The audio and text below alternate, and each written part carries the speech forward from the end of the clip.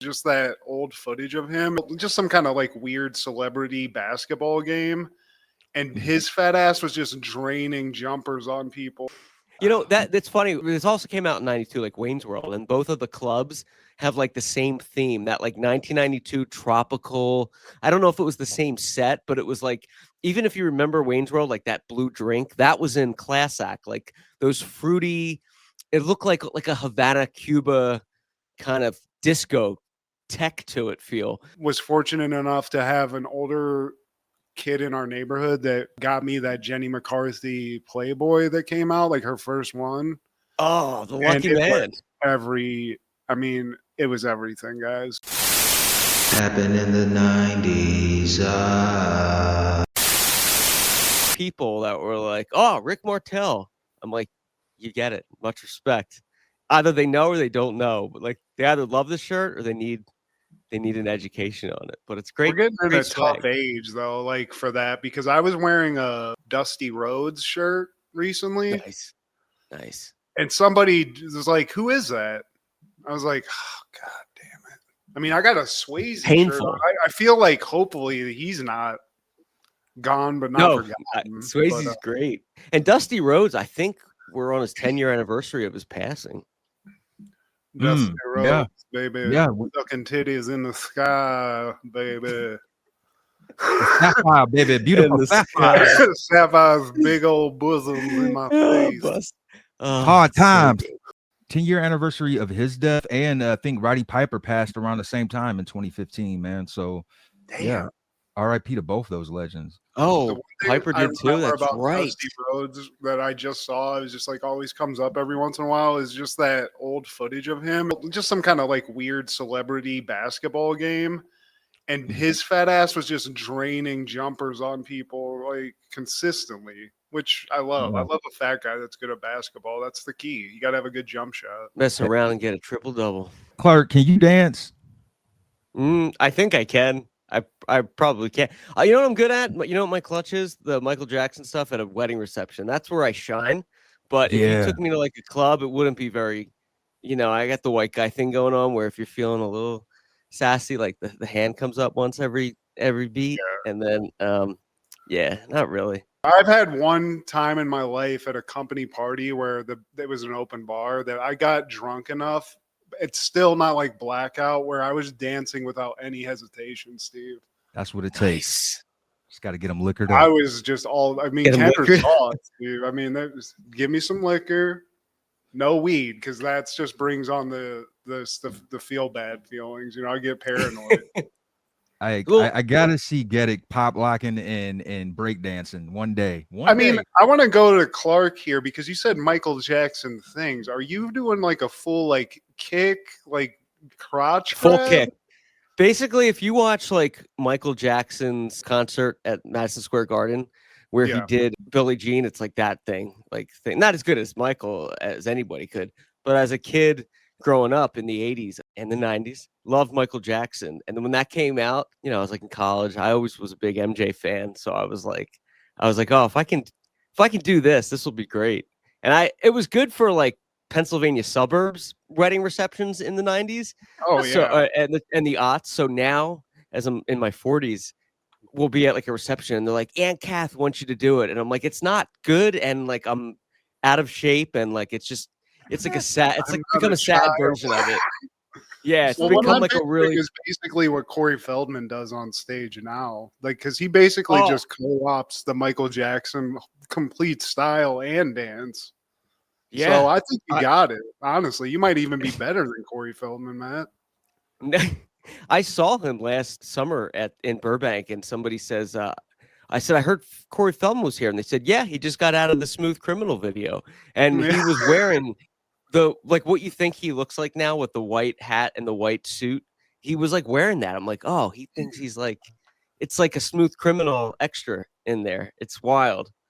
Well, if you get too deep in the Corey Feldman lore, because I'm fully in now and like modern Feldman, he'll tell you that Michael Jackson actually sought him out back in the day to figure out some dance moves because he respected the style so much. He might have sought him out. I don't know if he was looking for the dance moves though from Corey the Haim Goonie. moved in the back. I was dancing with MJ, teaching him how to dancing. move. Like Corey Haim was getting moved by the guy from Corey Haim's Friday in the the back 13th. getting moved by three producers of Hollywood status, and I'm just in here trying to tell Michael, you got to kick higher. You got to go higher with it. So who were they, Corey? I'll tell you at my special. Just pay $9.95. Okay, I won't. Oh, it didn't work. What happened? The stream fucked up. Damn. I guess the whole documentary in truth has to wait until the next time I need money. I want to see him live still because I bet it's entertaining as all hell. I'd like to know more about Made in Philadelphia, your screenplay. Could you tell us a little bit more about that? Oh, thank you, Steve. Yes, sir.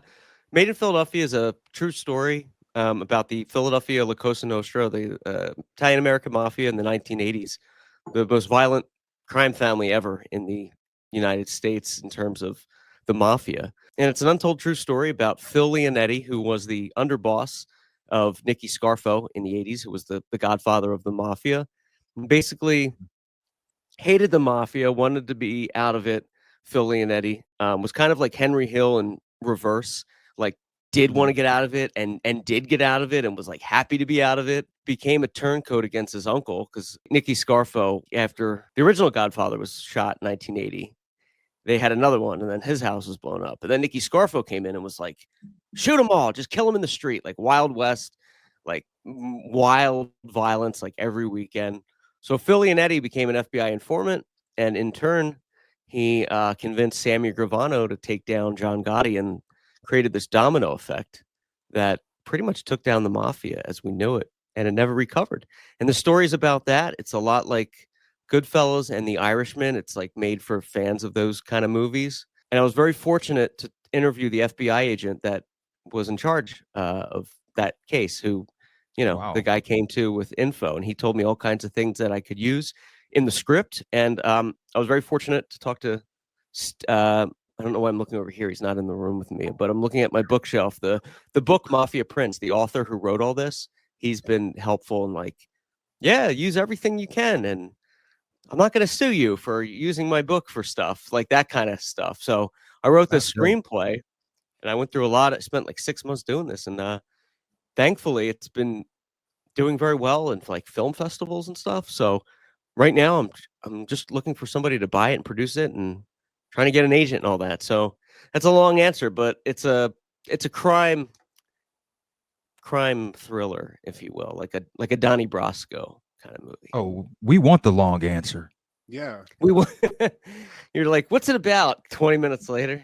So it's cool. It's like I could see like Vincent Piazza, who played Lucky Luciano in Boardwalk Empire. He looks a lot like Phil Leonetti, who was called the Mafia Prince. He was the underboss that made all this happen. Somebody like that kind of movie could be done. And I was watching The Irishman and I was like, there's never been a movie about, like when The Irishman came out, there's never been a movie about the Philadelphia Mafia. There's like so many stories there. Because like growing up there, you'd see it on the news a lot and stuff like that. And my wife was like, you got to write it. Like, just don't wait on this. Start writing it. So I like poked around and there's like no movies on this subject. I mean, there's a million on like Gotti and like the New York stuff, but like very few, like none on Philadelphia. Like they just talk about it in The Irishman a little bit. So I was like, it's so weird because it's so violent and like cool. There's so many characters and like corruption, and there's like politicians that are corrupt, and Atlantic City started, it's like the poor man's Vegas. It started by the Philadelphia mob. They controlled all the concrete and all the unions going in there. So they were like, it was a racket until basically like Trump came in and corporate did that in the 80s. But it was it's like a fascinating story. So I included all that in there and hoping somebody takes it. Need to find some Philly Italian actors here, Matt, and just get this thing made. Get Keitel. Just get somebody, like get an old dog just to come in here and play somebody. But that's crazy. He's great. Philly mob, Philly people in general, like ragamuffins, are scary enough. Yeah, pretty ruthless. Word to Beanie Siegel. Yeah, Phil, dude. I mean, Philly's Eagles fans, crazy, right? Exactly. Just that alone. You go in there. Steve walked in there with a Dallas Cowboys jersey. He wouldn't. I don't know if he'd make it out alive. Don't get me started. Nobody could take down Steve G. I mean, I give him 5 Philly fans before. It's just like a numbers game, you know. But Steve's solid. I was listening to our last show we did a few years ago about Dick Tracy, and we were talking about baseball logos, and I was like, the Chief Wahoo one, because I recently bought like that hat. And Matt's like, yeah, it's a cool logo. Shame it's racist. And I was talking to somebody about that recently because those hats, the original, they've gone up. Like because they don't make it anymore. People are like, they're really getting expensive. And I'm like, it's a shame it's racist. It's such a cool logo. And like Major League, the movie, you know, like it's a shame that Cleveland had to do that. But I mean, I don't even blame them though. I mean, the marketing. No, on you that have thing to. It is fantastic, but yeah, it does suck because I mean, knowing that there's it is people offensive. that could potentially pay that a lot of money for those old hats. Yeah, I got them someplace, but yeah, I don't know. I don't know what the vibe is if you just walk around. Now, I don't think people really call people out like that too much, but I guess it's just not a cool look. I heard you got to be careful out there in LA wearing those hats too, because it's like they're not bothered by the colors anymore, the red and the blue and all of that. It depends on what kind of hat you're wearing, depending on what part of the city you're in. If you're wearing an Indian hat, that means something. So it's like, man, like, whoa. Apparently, yeah. So you've heard about that? Yeah, I went to a bar with a buddy, and he had an old Brooklyn Dodgers hat on, and I don't know what the B means. This was in Eagle Rock, Los Feliz kind of area towards Glendale, and the bouncer was like, "Oh, you got to take that off." And he's one of my best buds. He's a very good-natured Jewish boy from the East Coast that is not gang affiliated at all. And he's like, "What?" And they're like, "Yeah, that's could be like a gang hat, man." He's like, "Oh, okay." And I want to rep. I didn't ask why, but yeah, apparently that's a thing, Steve. But I don't know all the ins and outs. I always rock a Phillies hat, and I don't have any issues. But I'm also in Tarzana, where I feel like it's okay. But yeah, you're right. I think that's like a thing. Like different things mean. I thought Steve was saying like gangs have become culturally like aware, and they're like, "Yo, that ain't cool. That you wearing that shit." Yo, SA, take off Wahoo, or I'm gonna take you off. Yeah, okay, all right. Oh, sorry, man. Sorry. Woke gangsters. Woke gangsters. It's coming. That's 10 years down the line. It's probably actually is a thing. It's happening. It's happening. They have rainbow bandanas and stuff. They're like, we don't keep anybody out. Are you putting plastic in the Pacific? Do you go straw free? Is that a paper straw? Yes, sir.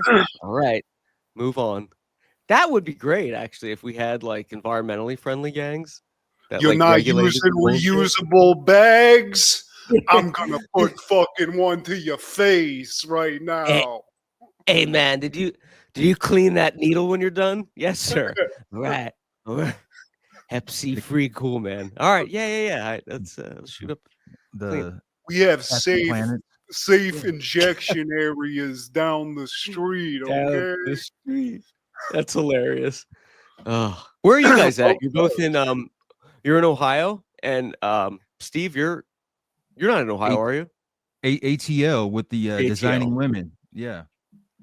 Meshack. Best. Does Meshack have a fucking does he have a statue down there someplace? My boy's having sex with a woman's. He should. Him and Dixie Carter. Oh. Yeah. What else? Columbus, Ohio right now, though. Going back to the Chief Wahoo hats, there's a lot of those around here. I'm not seeing a lot of gang activity. It's just a lot of proud fans. You've seen the Wahoo hats? Well, LA is different. I mean, you can wear anything in Columbus, man. I mean, LA, it's like a whole different breed of gangsterism. Yeah. The most racist thing I ever saw was actually in LA, though, Steve. Me and Sean were going shopping for like clothes to wear in a skit. And Matt would know this. There's a gigantic Salvation Army on Sepulveda, I think it is. Yeah. I think that's the name of the road. Yeah. And great for sketches. Exactly, dude. Yeah. I still remember the landscape. But there was a shirt in the Salvation Army that it must have been custom made for the Ku Klux Klan. It had every racial epithet on it and just listed out like things I don't like, and it was straight up hard R's. A lot of things I didn't even know what they meant, to be honest with you. But yeah, I was like, wow, that's pretty crazy to see in LA. Especially at a Salvation Army.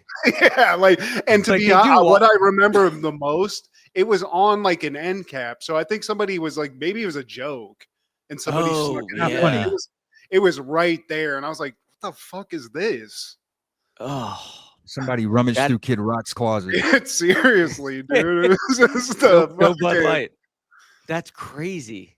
Yeah, It was like probably a handmade shirt, or oh, I mean, like either like somebody somebody had like printed a it or fucking something. screen printing business and just didn't give a Yeah. fuck, or yeah, I don't know, or maybe it's an iron on, but whoever it was, they That didn't is like anybody racist. but the whites. I'll tell you that. You wear your ex, I'll wear mine. A lot of Jerry Springer I'm subtitle with the show racist. on the shirt.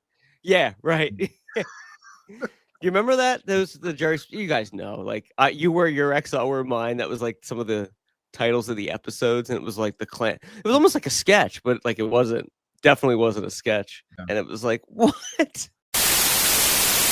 This is Steve G and Matt G and Matt C with Happened in the 90s, a show where we talk about what happened in the 90s. So get out your Total Recall tapes and your Frankenhooken posters, because step by step, ooh, baby, I'm gonna get to you, girl. Step by step.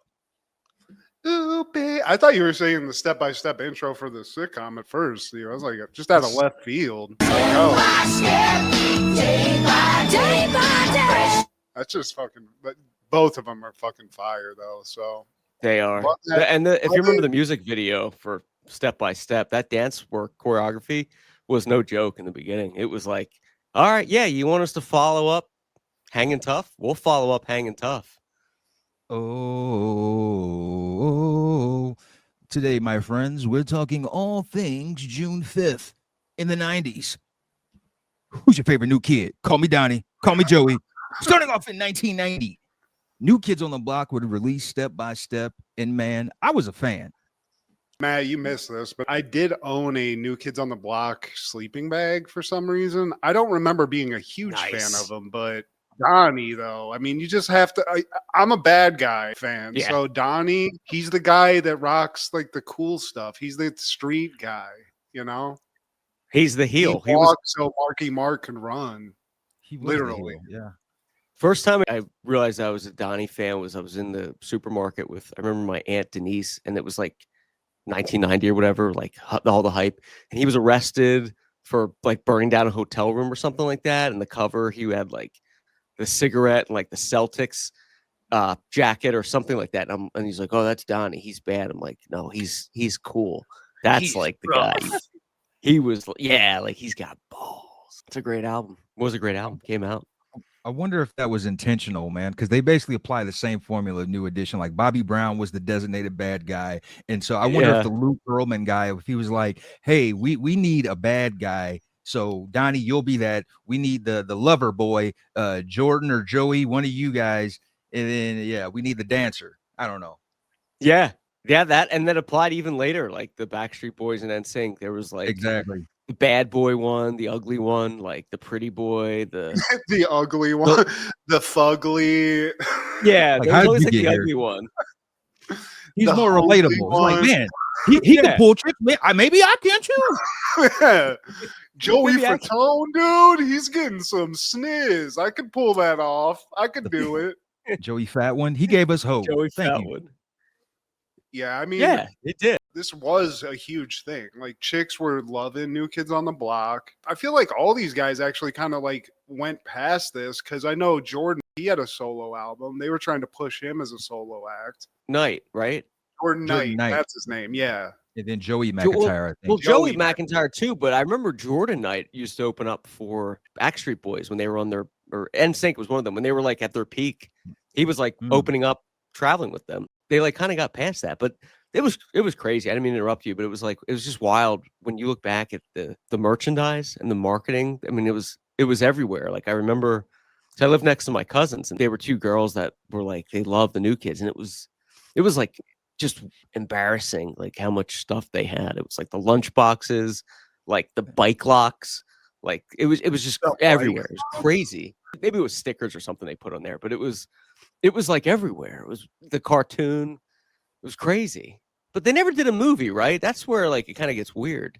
Wouldn't you think they would have done like they would have done a movie? That would have been like the next thing, you would think. Like I remember the cartoon, and like I feel like we're due for a New Kids documentary. Like we already had a New Edition like miniseries, and that was really good. I watched even the Bobby Brown, like he even got his own special miniseries. But New Kids on the Block, I'm sure they got some stuff behind the scenes, man. Anybody that was working with Lou Pearlman back in the day, I'm sure you got some raunchy stories. Is he the puppet maker? Yeah. Okay.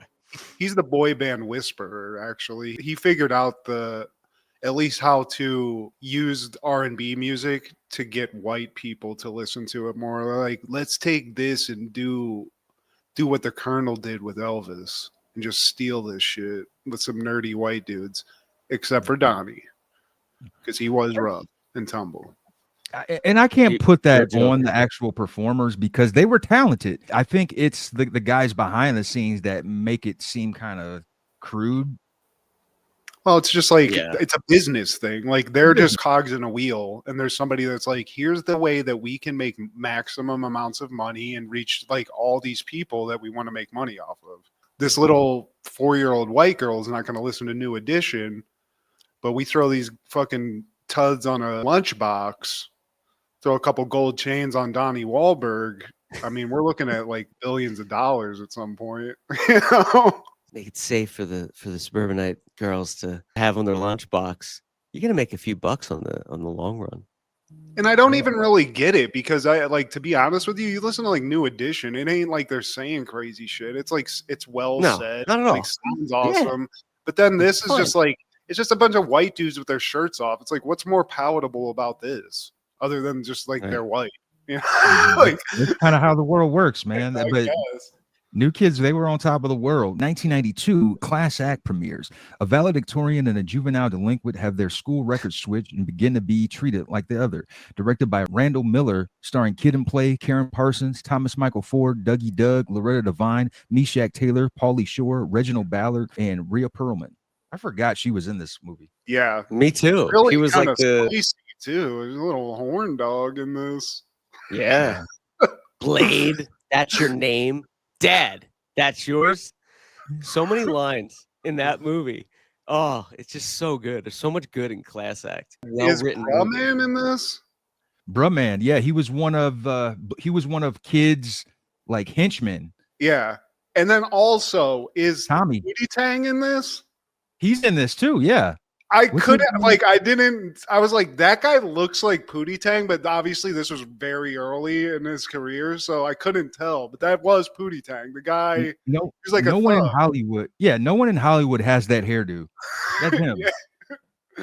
His face never changes. You know, he looks the same. Sprinkling some Pauly Shore, especially in the early '90s, you can't miss. These guys can't miss. Kind of similar to New Kids on the Block. There was a moment when Kid and Play were on top of the world, man. Like all of their movies, even this one, it made more than the budget, and they had their own cartoon. They were popular for, I mean, look at that haircut, man. It's iconic. And the rewatchability of that. I mean, it was on a regular rotation. I remember for years after on like, you know, cable and we had Prism, which was like an HBO kind of in the East Coast. And we'd watch this a lot growing up, like years later. It just holds up so well. Such a good flick. And I used to think that this was a part of the House Party universe, but this is a standalone. This is separate. Oh, and I just want to point out, we were speaking about the Valley earlier. This actually was filmed in Van Nuys, California, guys. Just so, Matt, you could go to Van Nuys High School and see where this was filmed. Is it really? That's what it says on IMDb. I got to do a search for that and go get some shots. That's cool. I also have to point out that they're saying that this is an urban retelling of Mark Twain's The Prince and the Pauper. Really? Yeah. I guess so. I mean, it loosely adapted, but urban retelling. I don't know The Prince and the Pauper. I'm not sure. I wasn't sure. Everything has been done or like borrowed from for the most part. You know, a lot of Mark Twain, a lot of Shakespeare retellings and, you know, modernizations. Well, this was the last time we saw kids high top hairdos, guys. Yeah. This was it. He retired it after this. Even in the movie. Oh, this was it. Got the little the little braid things, little twist. He's like, yeah. I mean, yeah. And he throws the French fry. You know, that's funny. This also came out in 92, like Wayne's World, and both of the clubs have like the same theme, that like 1992 tropical. I don't know if it was the same set, but it was like, even if you remember Wayne's World, like that blue drink, that was in Class Act, like those fruity, it looked like a Havana, Cuba kind of disco tech to it feel, but they were both, I think, the same bar, or if not very similar, with like the neon tropical, you know, palm trees and stuff. In Wayne's World was like the same as this. It was like very close. That was the vibe, though. That was it. It worked very well. That's what my wife was pointing out. The fucking style. These people all look fucking cool. Even kid who's like a nerd. Gets a makeover. Yeah, he gets that makeover. Like, even he looks cool. Right. But, you know, to be honest with you, we all wanted to be Blade, y'all. We all wanted to be Play. Oh, so just that reputation alone. I wanted to be Kid, honestly, because I related to him. Like, he was cool, but he wasn't street. Like, he was kind of like a quirky. Like, I'm cool with the street dudes. I'm around them, but like, I'm still me. I'm still kind of nerdy in a way. Yeah. I like Magic the Gathering, but I can go freestyle. But it's okay. Yeah. But Play, he's a child that's still of age to be in high school. And yet his reputation is such that he goes anywhere. And the thuggiest of thug is like, wait, you Blade? Hey, you Blade? Oh, shit, dog. The shit I heard. And not only that, when he's in like the sexual reputation this guy has, because the one he's like, my girl Tanisha told LaFonda told Larry and shit. Like, his dick game's on like a complete blast off. His marketing is fantastic. Well, remember the beginning of the film when they're like, he's in jail and the kid's like, when I was looking at the stars, he was looking next door. And then the one he's like, when I was doing whatever, he was in the yellow streams. And his mother comes out and he's like, what did I tell you? Put that thing away. Implying that this 2-year-old's dick is so big. Like, she wants it out of the street. So he, like, right from the get-go. Put that guy down. Stop tripping over it. Right. He's like shooting dice in grade school. I love it. Also, I love the vibe, the 90s vibe of this. Like, when we first get to like this hood school that they're going to, there's a scene, like a quick, like 5 seconds where there's just a fucking end table ass on the principal. And some kid just full on, just straight takes a handful of ass and is like, look at all, just, you know, sexually harasses her. Let's be honest here, guys. No problem. Yeah. She was cool with it. She's like, damn, kids. Like, that's all it took. Isn't that ass grab what led to the whole kerfuffle? Because she ended up like falling to like the file cabinet. And then it was like, oh, I kind of lost track of that. Messed up all the papers. That kid just grabbed that chick's ass, which I get. I mean, it was there to grab, but it was asking for it. It was juicy. But I want to give a quick shout out also to whoever the chick that's like crazy that kid ends up with. I mean, good God. She was also Ricky's baby mom in Boys in the Hood. Yeah, her name was Alicia. She was big time character actor. She was in like a lot of sitcoms, and I just know her from Boys in the Hood. Alicia Rogers, yeah, that's her real name, and she's still gorgeous, man. Also, I mean, Hillary Banks just looking so good in this. Smoking. She was so hot. Good. She like maintained this. This is young, Fresh Prince, gorgeous. She was in the movie The Ladies Man, which most people haven't seen. Maybe you guys have. Major Hot Pain. as hell in that. Major Pain. Yeah. Major Pain. Damn. I forgot how prolific she was. Damn, my wife had the gall to call her a one-hit wonder. Oh, wow. Damn. That is not the case. She's had some work. Had some good work. Yeah. I want to shout out Tommy too. There's a couple sitcom stars, man. Tommy from Martin. He's like the heavy. He's like the final boss in Class Act. Yeah, I'm mink, gonna right? give you a haircut. Whatever.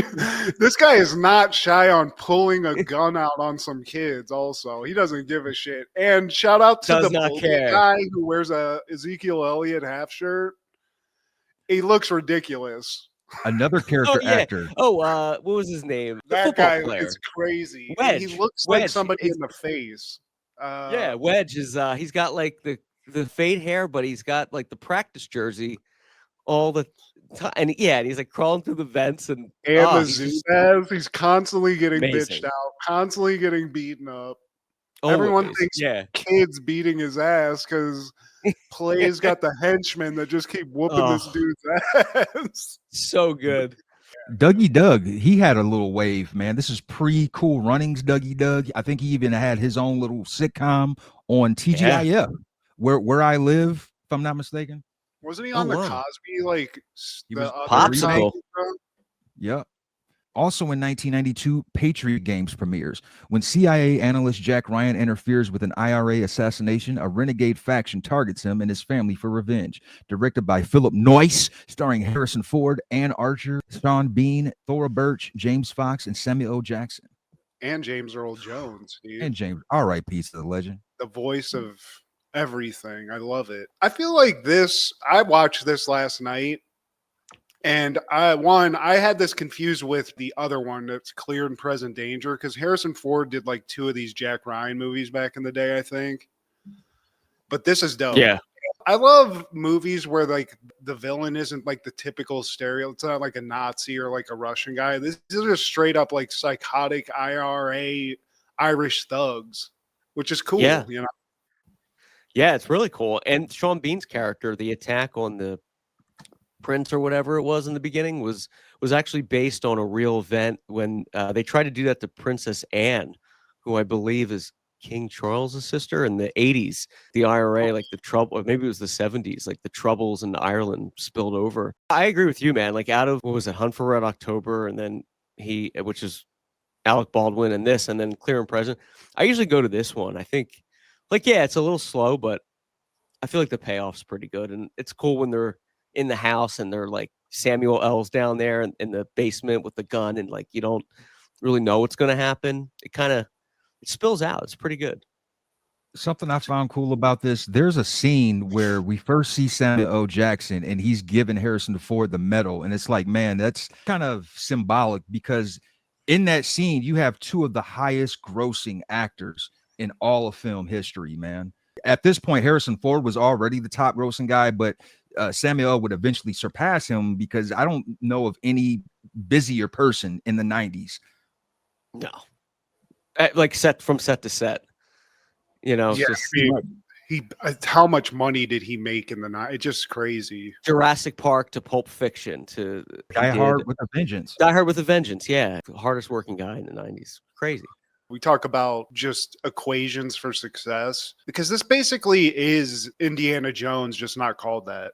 You know, he's a teacher. He's this like sort of has like these like CIA spy skills a little bit. What I love about this is like this movie starts and like goes from a premise where just this guy sees some like shit going on and just says fuck it and just starts pulling like Dirty Harry's the situation. He didn't have to do any of that.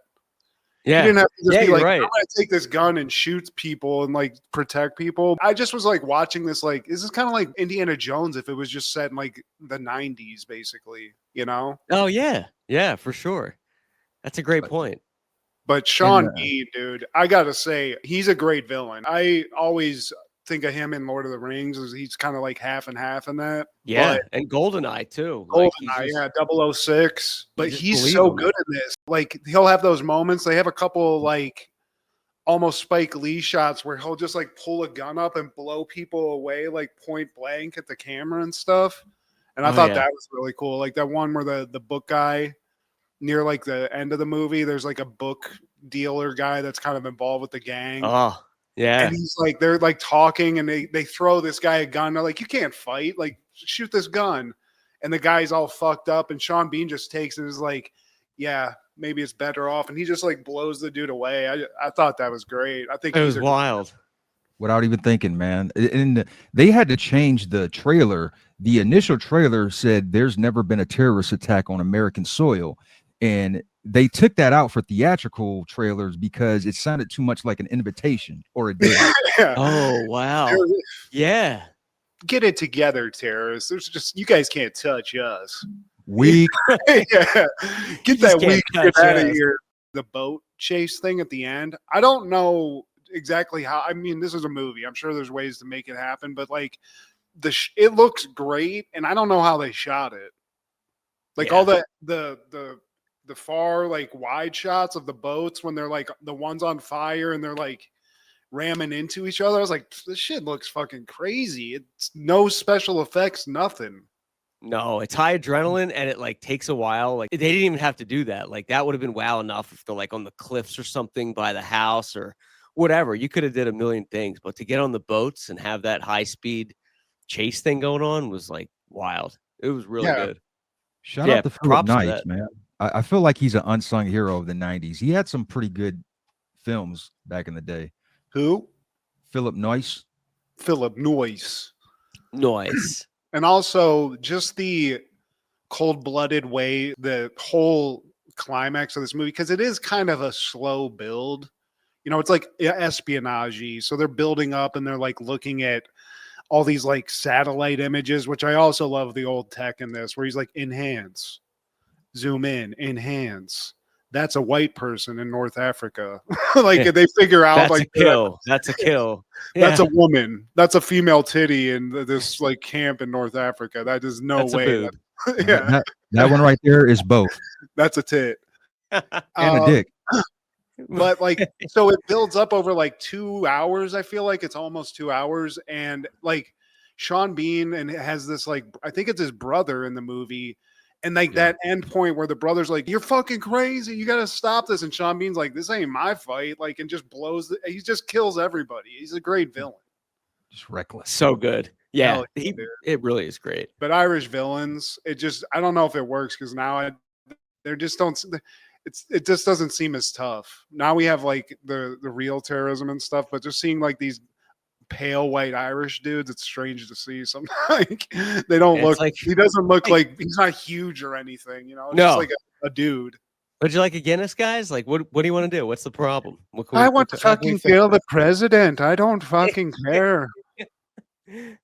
Fuck Harrison Ford. He's a fucking. He's fucking. There's never been a terrorist attack on this side. Maybe we'll be coming to your estate in Maine. And we'll make that happen. In 1995, singled out debuts on MTV, and thank you for giving us Jenny McCarthy and Carmen Electra. Also, Jenny McCarthy. We were talking about Donnie Wahlberg. Isn't Donnie Wahlberg married to Jenny McCarthy? I just want to point that out, which is cool. Yeah, they're together. Dude, I just a shout out to Jenny. We all fell in love with Jenny McCarthy watching the show when it came out. Oh. She's beautiful. Was fortunate enough to have an older kid in our neighborhood that got me that Jenny McCarthy Playboy that came out, like her first one. Oh, the lucky man. It was everything, guys. She was my first like real Playboy crush. Before Pam Anderson, I'd say. I remember when like Singled Out came out, like at lunch every day in school, we would talk about like, oh, who's hotter, Pam Anderson and Jenny McCarthy? Who's the?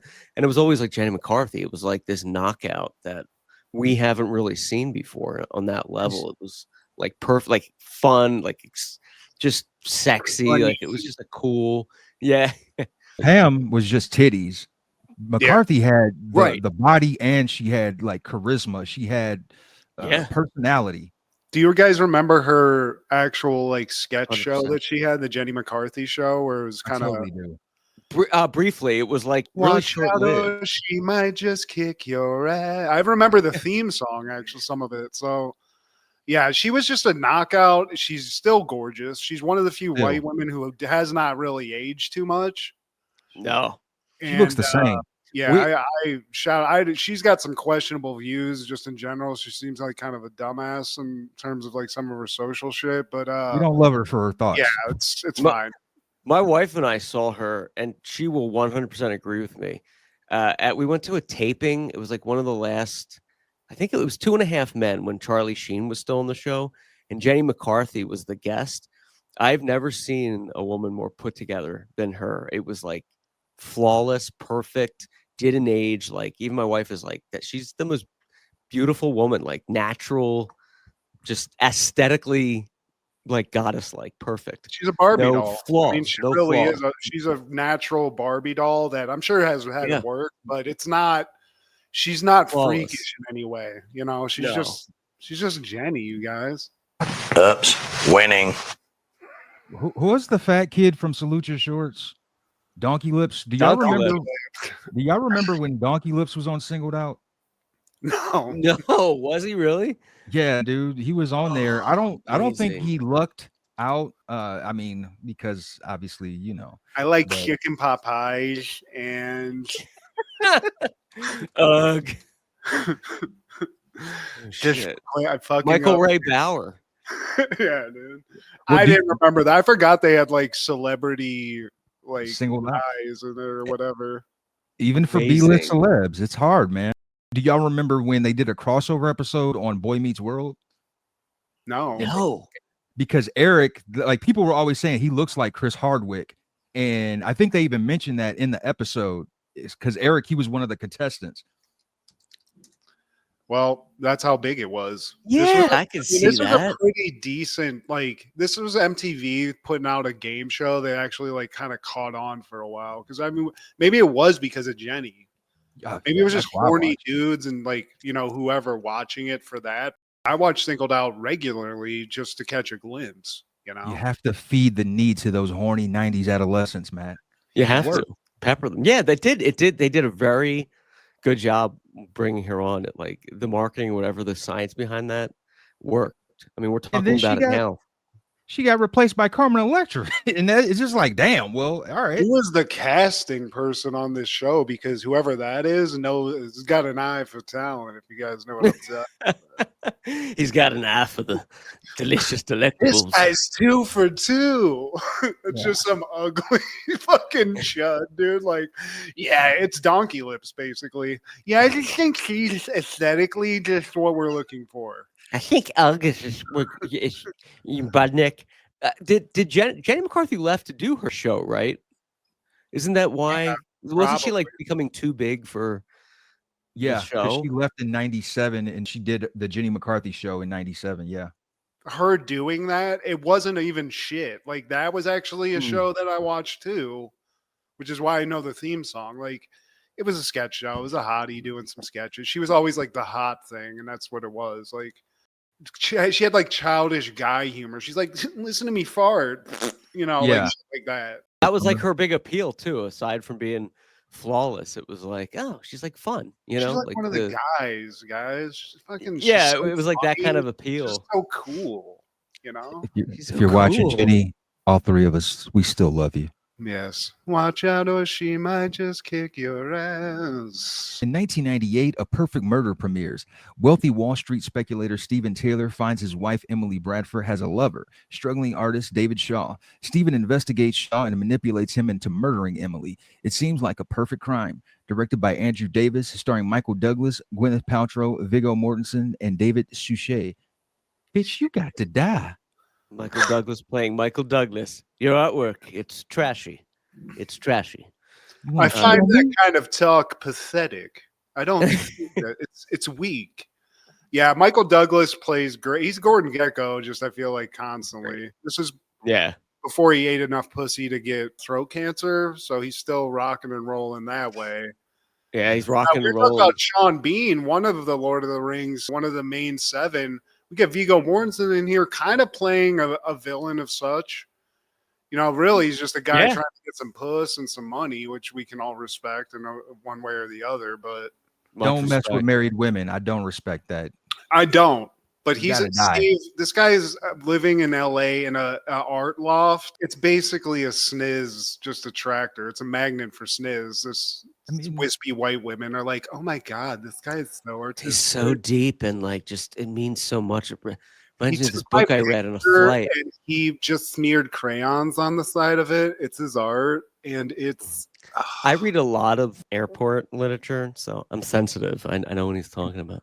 The Michael Douglas was I only seen this movie once, like I think like fairly quick after it was released on video. I do remember him being very smooth, like Like I remember there was a scene where the paramedics came or the detective or something, and he's like, "You look upset." He's like, "Other than that, there's a dead man in my house. Why?" Yeah. When like they botched the murder, and I remember he has like he's in the Mercedes, and he like the cat like he's very smooth the whole time. Like it's a good role for him. I feel like It's he Michael was well Douglas. cast. Yeah. He's a Well, and smooth also the operator. way that because he seems to always be in control, like knows everything, and like as everything turns, and he's sort of put in the other position where he realizes like it's all falling apart. It is interesting to see like he almost like starts turning into the Gwyneth Paltrow character. Oh, It's yeah. like, oh yeah, like I was just waiting for you, honey.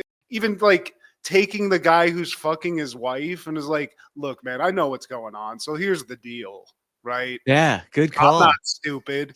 I actually didn't remember this. I don't even know that I've seen this whole movie, but I watched this today too, and I gotta say, dude, I like the premise is fantastic. They set it up fantastically. If I watched Really? this when it came out, my sentiments might be different. But watching this as a 41-year-old, I'm kind of pulling from Michael Douglas throughout this movie because, like, in that situation, Fidelity, man.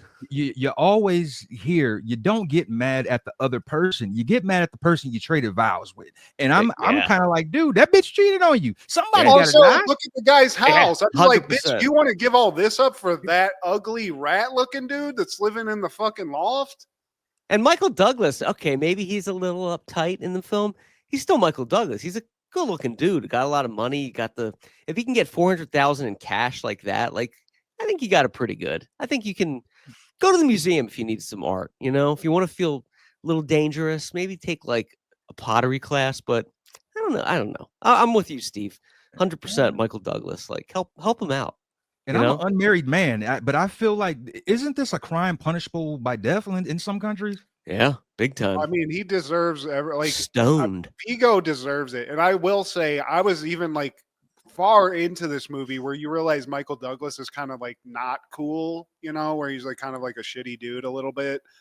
Yeah. But Viggo Mortensen starts getting fucking cocky and is like, so am I supposed to just sit here and fuck your wife this whole like he just starts like looking off a little bit. I'd be like, dude, you're fucking lucky, bro. Like Yeah, he should have just shot your ass there. But it's like not like a huge like story really. It's kind of like a small like intimate thing about just like a infidelity, but where it goes and like how Viggo Mortensen is, he's just like a variable in the equation, but it's basically like Gwyneth Paltrow and Michael Douglas.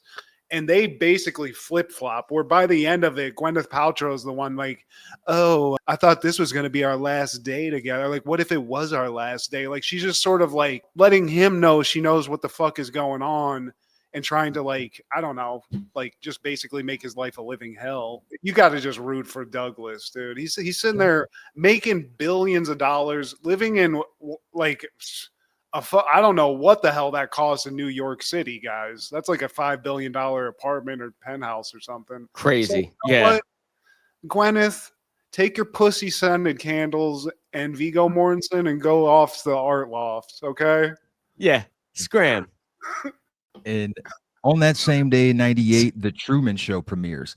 An insurance salesman begins to suspect that his whole life is actually some sort of reality TV show. Directed by Peter Weir, starring Jim Carrey, Laura Linney, Noah Emmerich, and Holland Taylor. And Ed Harris. Oh, great Ed Harris. So good. This movie, I don't want to call it perfect. I mean, I don't even know if everybody likes this movie, but this is where we started getting like a taste of Jim Carrey as like not just a comedic actor. Like we were seeing him as he wasn't Ace Ventura, basically. I've always had a huge place in my heart for this movie. It's a very interesting movie in a lot of ways, especially now that we've had so much reality TV show. Like this was like coming out as that was kind of like starting up.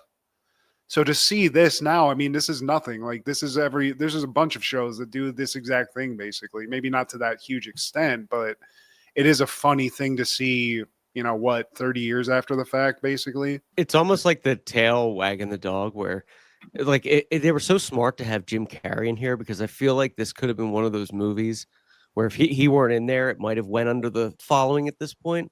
But because so many people saw it, it was so ahead of its time. I mean, there's still things that come up like every day where you're like, oh, it's like the Truman Show where this happened, you know, no matter where you turn, it's, you know, it was just such a smart movie. So ahead of its time, I feel. It's a genius movie. A great example of comedians being great at serious acting. Like Robin Williams is another example. They know how to turn their pain into something funny. And because of that, I think they can touch on certain things that like your normal just actor can't do.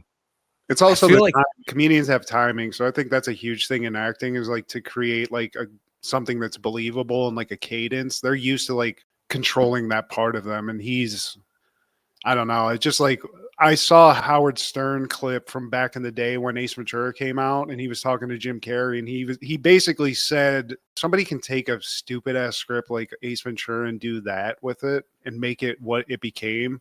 You're going to be one of the biggest actors of all time because you clearly like whatever that is, and it translates to, you know, emotional real acting too. Like this movie, you see everything. You see him being terrified, you see him being sad, feeling like an outcast, just feeling like he's losing his mind and stuff. You see like all those emotions all in this one little movie.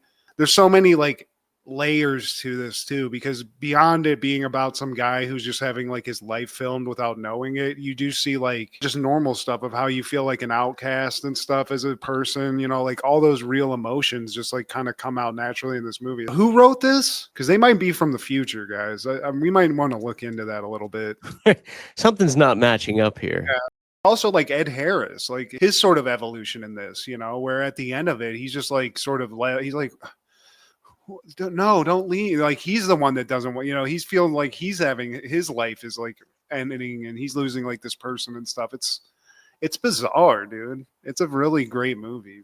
And this was the tail end of when he was like sort of not his peak, but kind of his peak when he was doing like two, you know, $25 million a year films where he was paid that much, you know, like after Batman. And it was like just such a good time because he was established.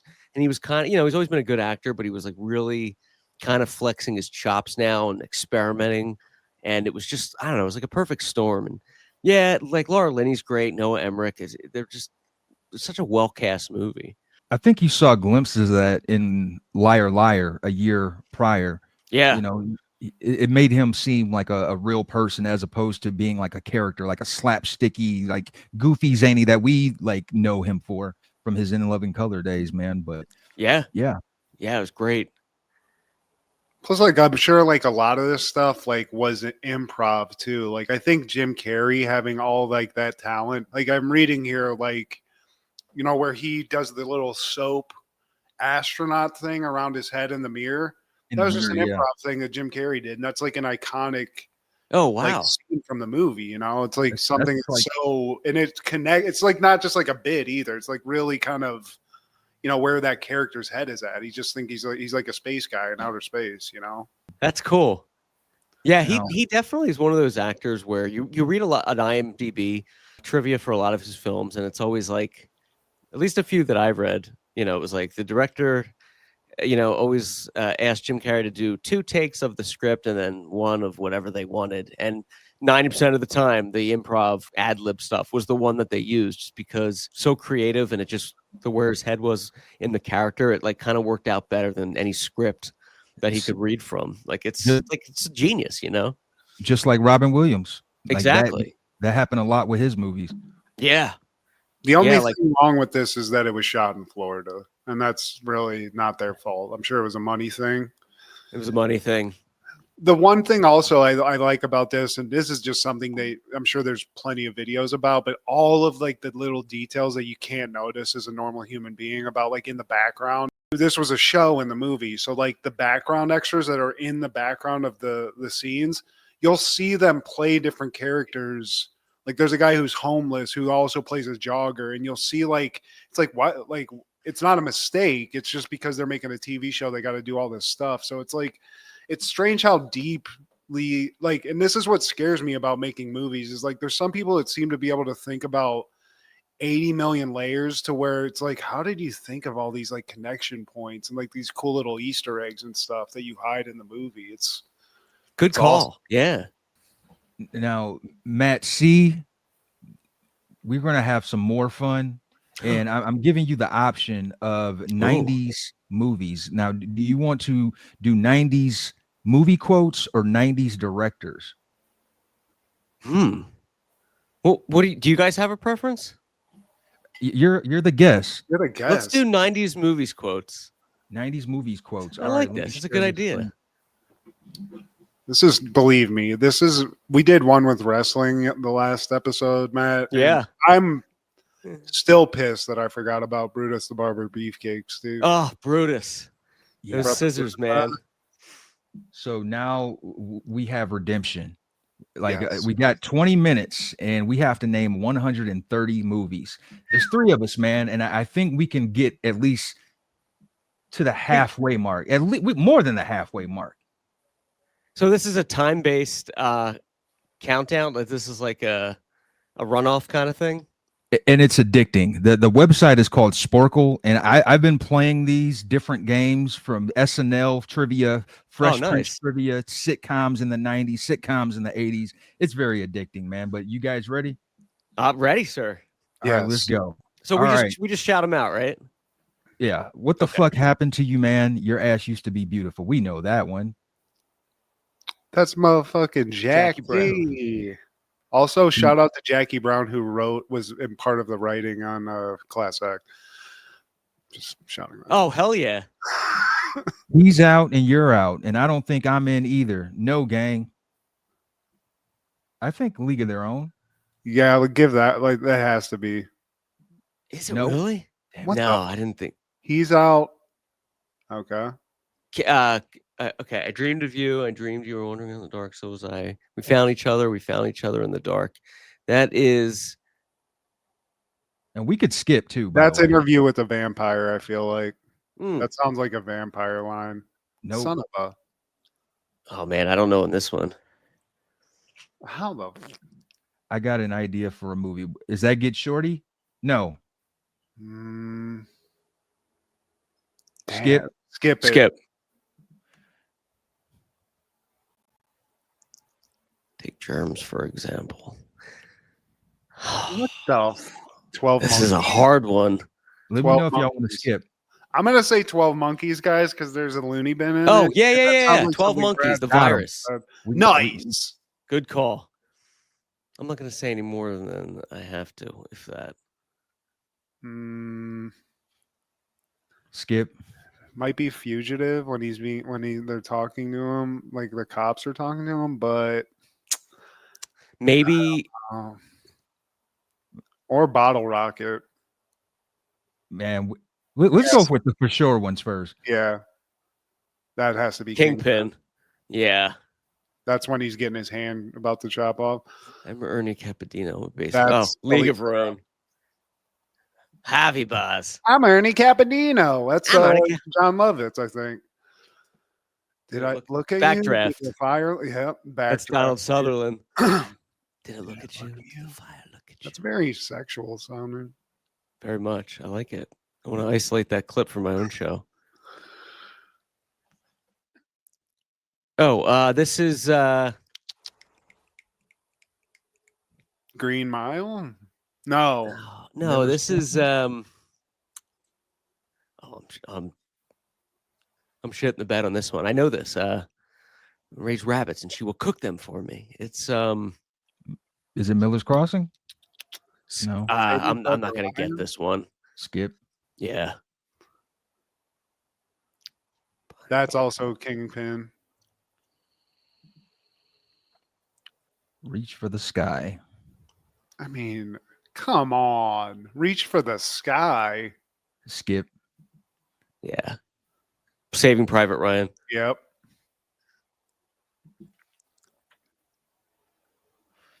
Interview with the Vampire. Nice. Start the reactor.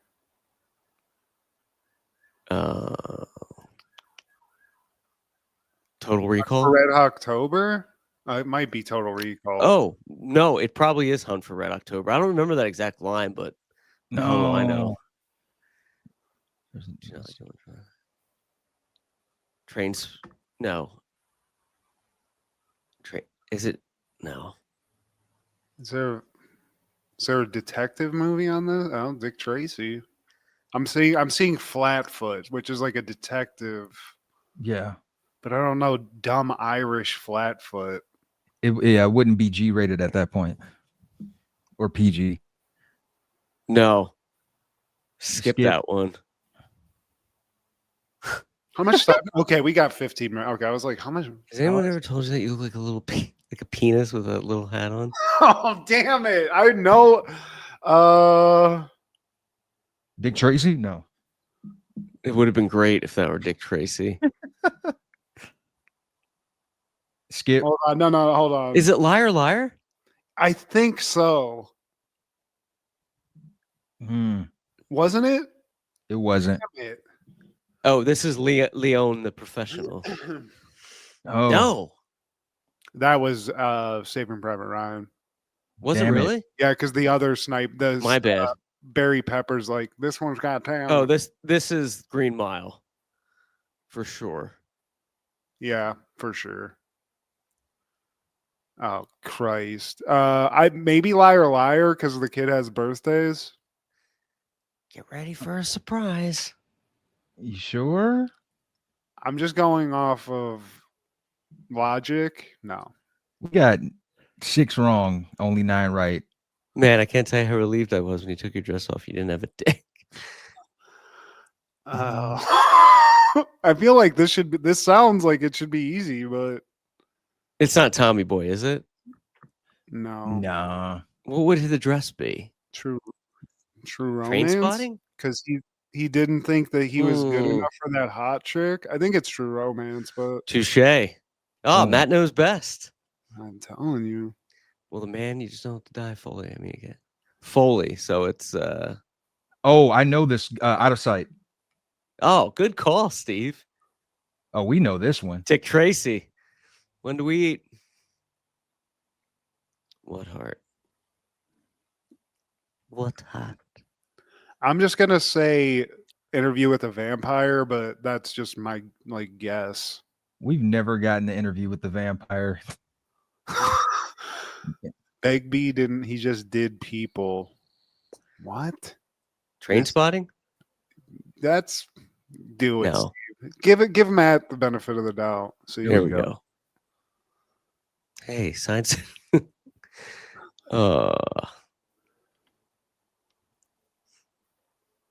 Skip. Toy Story. Oh, we know this one. That's Tommy. All I wanted me was a little cornbread. I mean, is this Oh, I don't know. it's not it could be Green Mile. I was trying to see if Shawshank Redemption was on here, but that sounds like that. I bet that's the Green Mile. Ooh, good one. Sad, strange little man, and you have my pity. Oh, I don't know this one. Skip. Skip. We know this one. Toy Story. Ceiling. One ping only, please. That's Hunt for Red October. That has to be like a radar reference. Oh, Vasily. Yeah, good call. It's shite being Scottish. We're the lowest of the low, the scum of the fucking earth. The most wretched, miserable, servile, pathetic trash that was ever shot into civilization. It's got to be Train Spotting. Train spotting. Boom. I Skip. think this was Interview with a Vampire. Liar, liar. There we go. We finally got an Interview with the Vampire. Consider that a divorce. Liar, liar. I would assume Skip. that, but I don't know. I'm gonna let you down. I feel like We're not. It sounds That's like gotta be, it sounds like Crimson Saving Private Tide. Ryan. Yeah, yeah.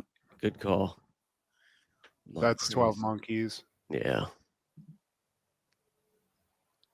It's just a dream. Quaid. Die Hard with a Vengeance. No. Oh, we know this one. Yeah. Sean, that hurts you. Why don't you? Is that Die Hard? That sounds like a Die Hard thing. Fuck. Saving Private Ryan I'm again. gonna go ahead and say Yeah. It's got to be Tommy Boy. Yeah. No. No? Oh my Wow. gosh. Look at the line. That would have been an intense scene. Yeah, you're right. What is the point of living in LA if you're not in the movie business? I think that's True Romance. Set in LA. Matt knows. I mean, it wasn't it. Are y'all seeing the same? Oh, it was. Yeah. Oh, I see. wasn't It's it? a living thing, Brian. I didn't see. Usually, it highlights pink if it's wrong, but that one I didn't see it. Yeah, I didn't either. It's a living thing, Brian. It breathes, it eats, and it hates. The only way to beat it is to think like it. Would it be? Met. Which one's out of sight?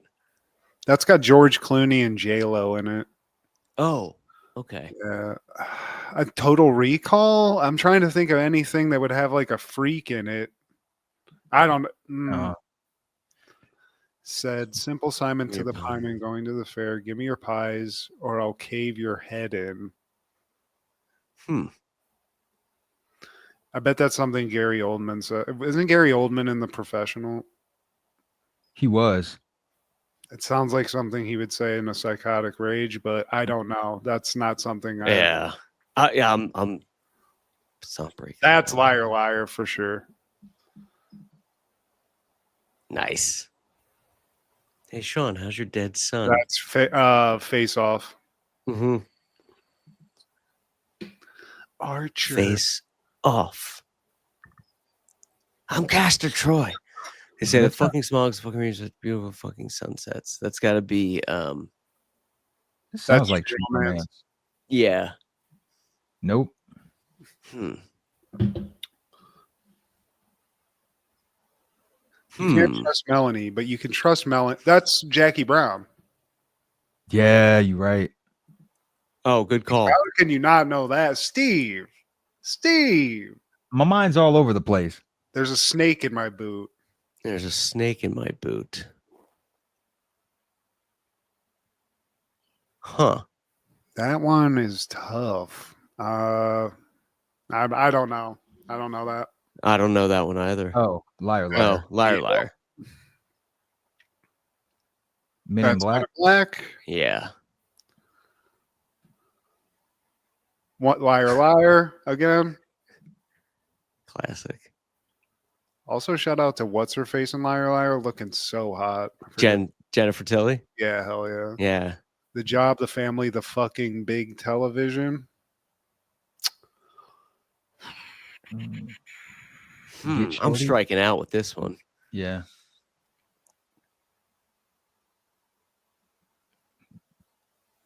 I mean, I'm going to say that. I would say. Oh, God, I can't even find it now. Hold on.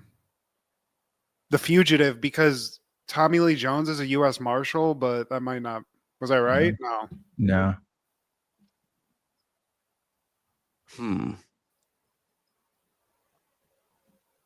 Tell Leo he's not God on the throne. He's a cheap political boss.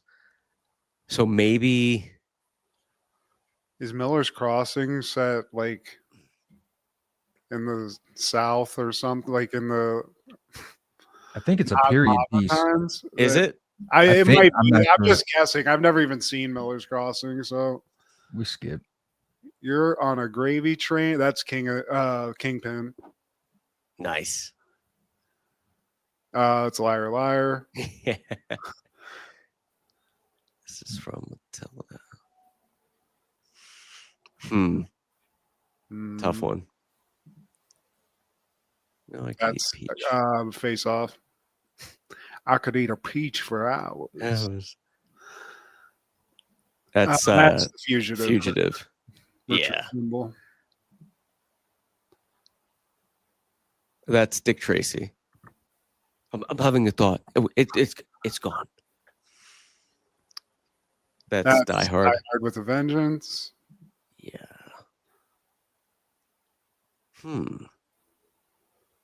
I would say Hunt for Red October or Good call. That's what I would say. That's Boom. there it is. Beaumont ain't got doing time That's kind of Jackie disposition. Brown. We know that one. I mean, that's what counts, right? That's what keeps releasing. That's Train Spotting. Yeah. That's Backdraft. Backdraft. Yeah. That's Die Hard with a Vengeance. yeah. Was that Samuel Jackson? Simon Says.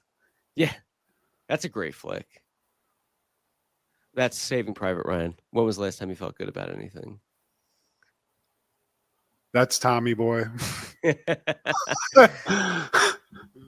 no right, there's no wrong, there's only popular opinion. That might be Get Shorty. Nope. Well, we know this one.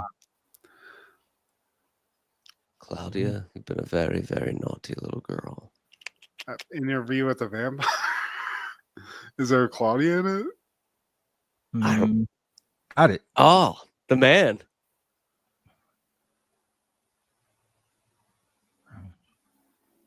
Huh. The ground shakes. Tough Might have one. I bet that's Miller's Crossing. What do you say when you get your fire hoses out and the cars indulge me? It's got to be Backdraft. Damn it. No. Maybe you make me wish I had 3. Oh, that's Total Recall. Yeah, hell yeah. That's Saving Private. No, I kissed a Jewish. Schindler's List. Schindler. I kissed the Jewish gal.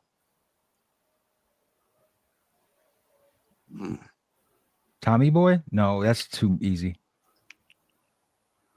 Tom. Yeah, I don't know. I'd have to. So Saving Private Ryan's grayed out. That means that like it's out of the game now. I think so. This Some of is these The are different. Fugitive. That's The Okay. Fugitive. Oh, here we go. You wanted to tussle? We tussled. Interessante. Keep going, Steve. Yeah. You just say goodbye to oxygen. That's Dick Tracy. Yeah. Dick Tracy. Yeah. 30 seconds, no more dick. 30 seconds, no more dick. Did you ever? Men in Black? That's Men in Black. League of Their Own? Leon the Professional. Oh, Good okay. call. That's a Green Mile. That's too fucking bland. Yeah.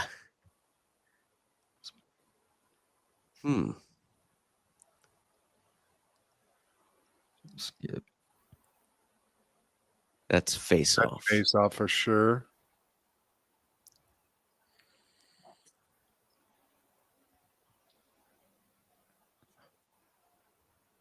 Who will take care of me, my love? My I mean, I hate to keep saying Interview with the Vampire, but that's makes sense. There we go. Ray. Undercover. What were the names Jackie in Men in Brown. Black? That's Jackie Jackie Brown because it's Michael Keaton's character. No, what? No. No. Oh. That's True Romance. You're Sicilian, That's huh? True Romance. Damn, Matt's not playing. Oh, that's Green Mile. That's yeah. I like these colors. Beethoven. Huh. No idea. That's The Fugitive. Okay, my bad. I would have said Fugitive too.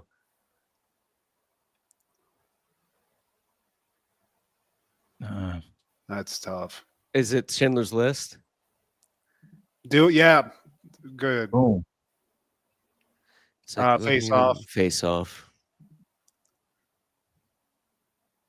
That's True Romance. Nice. That's Jackie Green Brown. Spot. Oh, okay, my bad. Yep. This is Men in Black. Yep. Will Smith. Men in That's yeah. No. Yeah. Okay. I was thinking. I would say you Dick know, Tracy. Yeah, I'm rubbing him out. That's Yep. Prune Face says that. It only works if we're all in. Then Your information train It is don't work. jammed, man. Get Shorty. Try it. Fuck. who's Sonny Chiba? That's He's true probably the romance. greatest actor. Put you in the ball. He got some sweeter than you.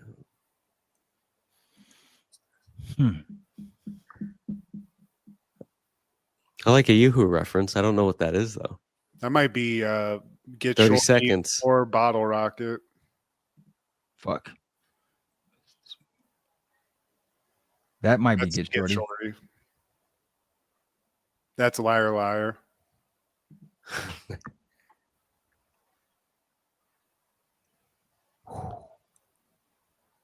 Ten seconds. Schindler's List. Yeah, go for it. Fuck. No. That's gonna odd. leave a Tommy mark. Boy. Tommy Boy. Tommy Boy. Oh, Choose Life was. we beat the average score. We didn't do that All last right, week. good. That Yes. was fun. That's hard. That's tough. That's It's hard. when of- you're just like, time. at Think. least we didn't have to write shit in on this one, Steve. Yeah, I You know thought what this I would be mean? easier, but this was probably just as hard because they didn't really give us much to work with on some of them, man. No, that's a good one though. Yeah, that was definitely good. I'm sad we didn't do a little bit better than that, but we're building up. We got to have Matt on more. Like maybe this is something we have to do till we get a hundo. It's an 100%, exercise. guys. I'm gonna play this more after we get off because, like I said, it's addictive. Because I bet, like after we like struggle with this, y'all like you want a mulligan, don't you? Yeah. What's that website again? I'm gonna have to. It's Sporcle, Sporcle. I'm on it. That's exciting. That's fun. Just proves though that Marijuana affects the memory. it's just not. The fact that I had some of those, it's the names. You know, Yeah. it's like when you get a name, you're like, oh, that's this. Yeah. Oh, Basically. you guys nailed it though. You were good. There was some of those True Romance ones I forgot about. You were That's- on it. You were that's Johnny up on the there. spot. I mean, I'm a Yeah. Quentin Tarantino guy. you know? Yeah. I'm reading his book right now. It's great. The cinematic. Oh, the one where Whatever he picks he basically analyzes movies. Yeah. My I'm like wife halfway got through. that. I haven't watched. I haven't listened to it yet. Or It's listened- good. It's good. Read it. Yeah. Yeah. It's really good. Mr. Clark, let the people know where they can catch you, man. Thank you all. Thanks for having me. Please check me out on Instagram at Shark Matthew or on X at _Podcastle. And more than anything, I would love for you to listen to my podcast, The Podcastle, on youtube.com/Clark the Shark. Thank you so much. Thank you, man. Love you We both, love man. having you, man. And Love your show. you got to come back, man. You're gonna be like our who, Anytime. who was a person that Howard Stern would always have. Baba Booey. Yeah, I'm not gonna say you're not one of the freaks, Matt. You're not one of the whack pack, but you're Eric. one of our buddies. It's like Thank you, guys. It's like David Letterman and Howard Stern. Put it that way. Like Oh, those the guys- greatest. You Yeah, guys man. are my favorite show. I listen to you religiously and always have, and love the both of you. Thanks for all you're doing, and keep doing. Happen in the 90s forever. May it always live. We got about 4 more years. Yep. Then we run out of the timeline, man. But please like, share, subscribe, and comment. And please tell your sisters step by step. Ooh, baby, gonna get to you, girl. Check out our guy Clark the Shark on Podcastle. This is Steve G, Matt G, and Matt C with Happened in the 90s. Matt was the fat kid, Steve was the black kid. Life wasn't always great, but you know what was? The 90s. Happened in the 90s. Yeah!